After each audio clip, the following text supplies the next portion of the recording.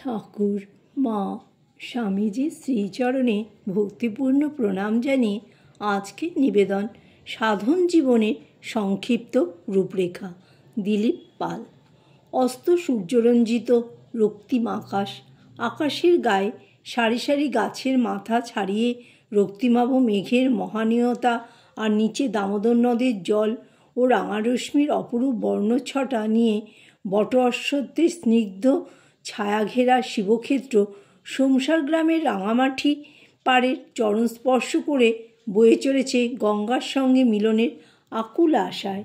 শান্ত নির্জন সেই নদের তীরে একটি বটগাছের নিচে কোনো এক অজানা রাজ্যে নিজেকে হারিয়ে উদাসী মনে বসে আছে একটি শিশু।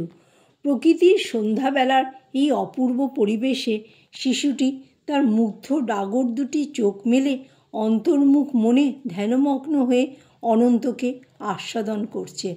রাঙামাটির আঁকাবাঁকা পথ দিয়ে ভিনঘা থেকে গরুর গাড়ি করে গ্রামে ফিরছিল একটি লোক। সন্ধ্যার ক্ষীণ আলোকে হঠাৎই তার নজর পড়ে নির্জন নিস্তব্ধ শ্মশানে একাকী বসে ধ্যানমগ্ন তাদেরই গ্রামের পূজ্য রায়বাড়ির শিশু বিজয়চন্দ্র।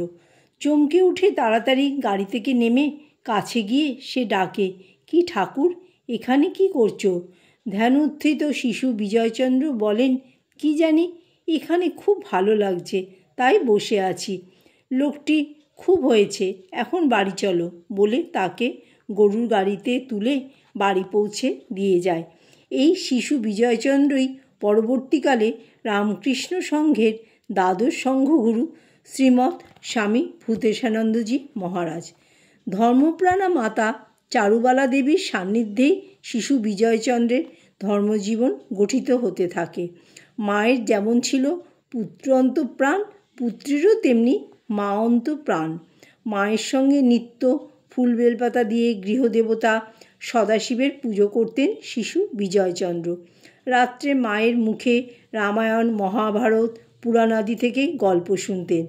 মায়ের দেবভক্তি, ধ্যানপরায়ণতা, সত্যনিষ্ঠা, সকলের সঙ্গে ভালোবাসাপূর্ণ মিষ্ট ব্যবহার, গৃহোদ্ধারে আগত গরিব দুঃখীর প্রতি করুণামেখা সেবা প্রভৃতি এবং পিতা পূর্ণচন্দ্রের আভিজাত্য, তেজস্বিতা, গাম্ভীর্য, সদাচার ও সরলতা প্রভৃতি সদ্গুণাবলী শিশু বিজয়চন্দ্র শৈশবেই উত্তরাধিকার সূত্রে লাভ করেছিলেন।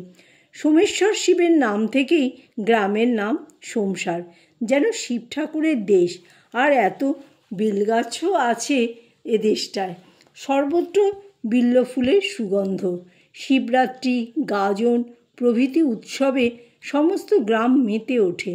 কত জাঁকজমক, মেলা, যাত্রা, কথকথা, বাউল বৈরাগীর গান, চড়কগাছ পুঁতে গাজন সন্ন্যাসীদের কত কসরত দেখে শুনে ত্যাগ, বৈরাগ্য, ভক্তিরসে ভাসতেন শিশু বিজয়চন্দ্র। মায়ের সঙ্গে শিবরাত্রি, নীলষষ্ঠী প্রভৃতিতে উপবাস করতেন।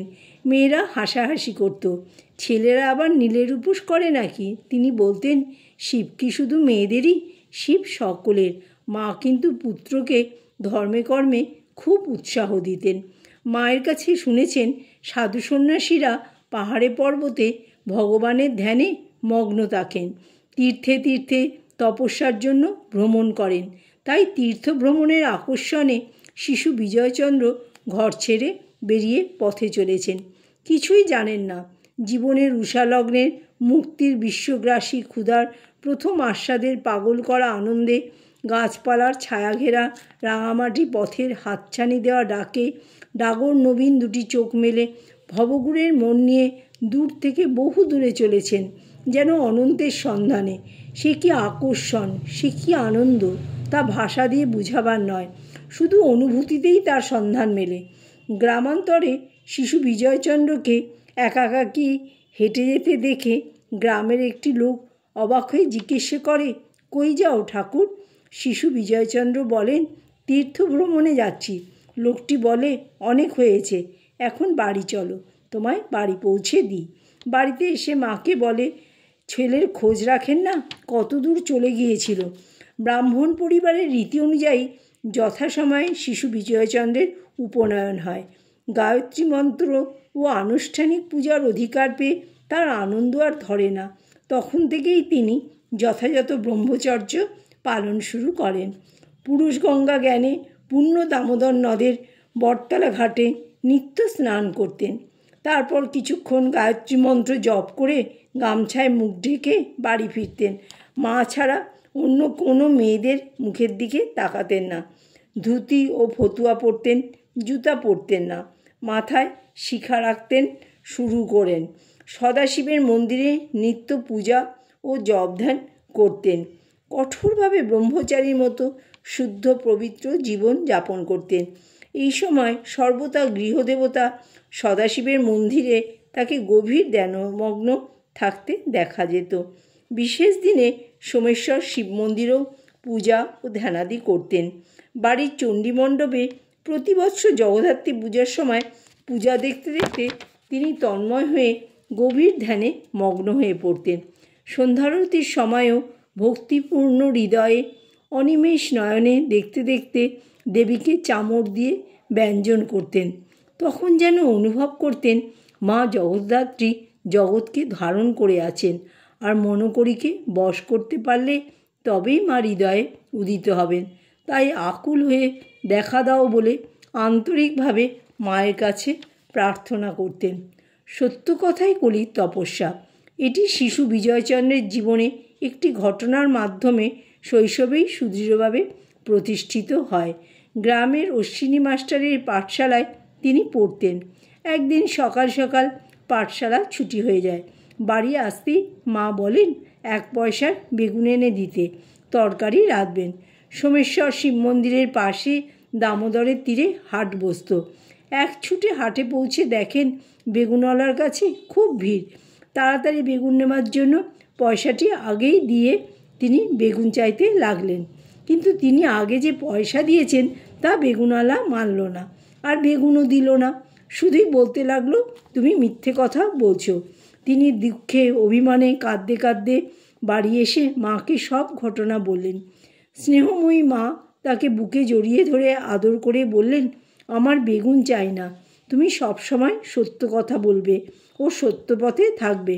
কিন্তু শিশু মনে সেই কষ্ট তিনি ভুলতে পারেনি যে বেগুনওয়ালা তাকে অযথা মিথ্যেবাদী বলেছিল। সারা জীবন সত্য কথা বলা ও সত্য পথে থাকায় ঠাকুরও তাকে কখনো এমন অবস্থায় ফেলেননি যাতে তাকে মিথ্যা কথা বলতে হয়। একদিন দুপুরবেলা আহারের পর জানলার ধারে বালক বিজয়চন্দ্র দাঁড়িয়েছেন। অনেক দূরে একটা গাছের মাথায় বসে একটা গাংচিল একটানা সুরে ডেকে চলেছে। খুব মন কেমন করা উদাসী এই ডাক। অতীত ও বর্তমান সমস্ত সুখ দুঃখের দ্বন্দ্বের ঊর্ধ্বে পৌঁছবার জন্যে যেন কোনো দেবতার আহ্বান। অনির্দিষ্ট আনন্দের আশায় মনটা ভরে ওঠে।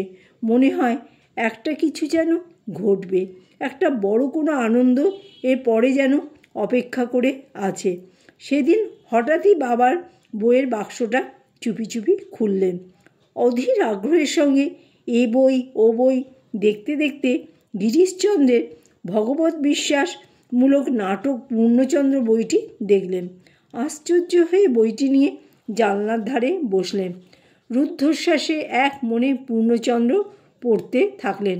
নাটকটি তার শুদ্ধ মনে গভীরভাবে রেখাপাত করতে থাকল।